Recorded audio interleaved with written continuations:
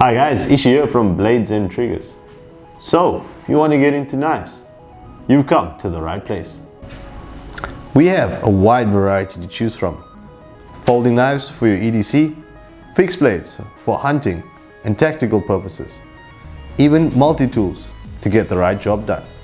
Every knife is made up of different steel. The basic ones we have in front of us here, being 440 stainless, D2, 14C 1228N and N690. Higher end knives tend to have higher end steels. In front of us we have S35VN, 204P and M390. Lastly, we have specialized steels. This is the H1 steel from Spyderco. It's specifically designed to be rust resistant, and you'll find them on all Spyderco's rescue and salt models. Then we have Damascus steel. So Damascus steel is basically a few steels mixed together to create a pattern, more in your decorative purposes. Handle materials. Handle materials vary based on the purpose of the knife. For more decorative knives and for hunting knives, you would get something like that, which would be your stag horn or your stabilized wood. For your everyday use knives, in this case with the Swiss Army knife, you look at plastic handles or FRN in the case of these two. Moving on to more complex and labor intensive handles, we've gone on to the G10. So in front of us we've got the G10, obviously used in different knives, and we've got micarta. So the difference between your G10 and your micarta is that G10 is actually fiberglass, layers and layers of fiberglass mixed with resin, compacted and compressed to give you a new material. So with your G10, it's fiberglass, and the same process with material or fabric, you end up getting the canvas micarta. Both of them have excellent grip. Both of them can be molded to have different handle styles and little grooves like this for decorative purposes. They can either be smooth or they can be textured to give you more grip. Ideally, these types of handle materials you find on more of your tactical blades and your EDC knives. Then we have the metal or alloy handles that you do get as well. You get them in the aluminium, you get them in this case the brass. The brass adds a lot of weight, and the nice thing about brass and copper, they tend to patina, so the color does change over time and through use. You could get the polished or plain titanium, very light, so it takes away weight from the knife. Again, another example of the titanium. This one actually, a flame treatment was done to it, and it has a carbon fiber inlay. Moving on to carbon fiber, again, lightness of the material.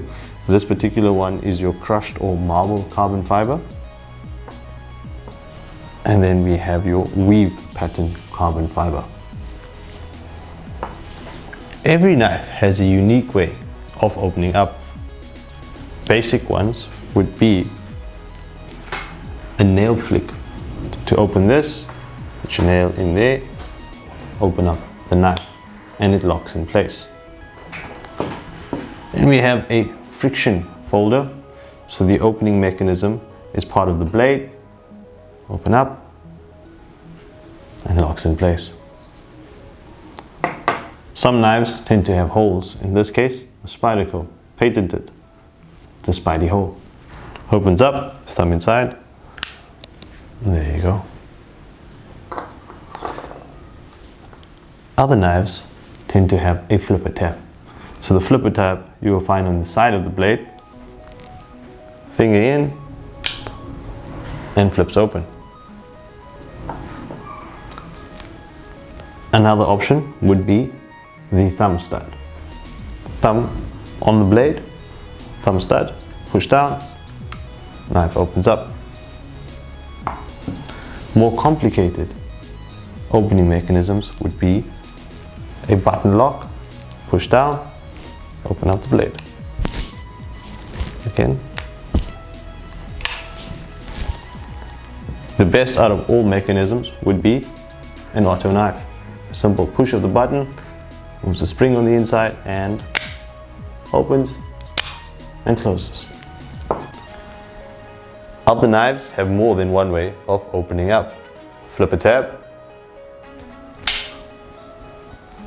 or in the pocket.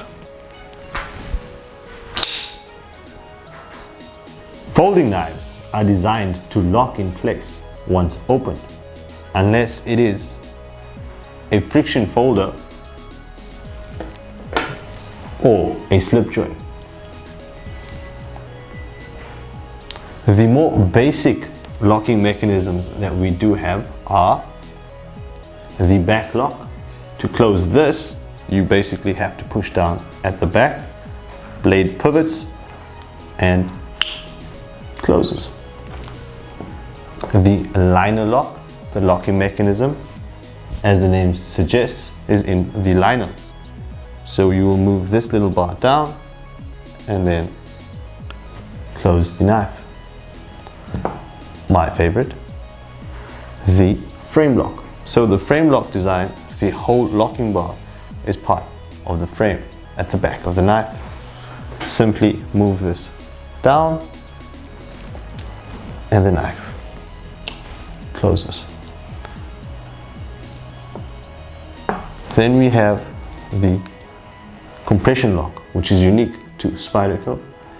Very similar concept to the liner lock.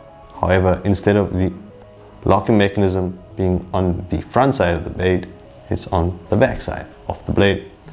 Simply move the tab down and the blade closes. And there we have it. I hope you have a better understanding of knives now with that little videos. As always, if you like what you see, shop online at bntonline.co.za or pop in to any one of our 13 stores nationwide. Don't forget to register for our BNT Elite program.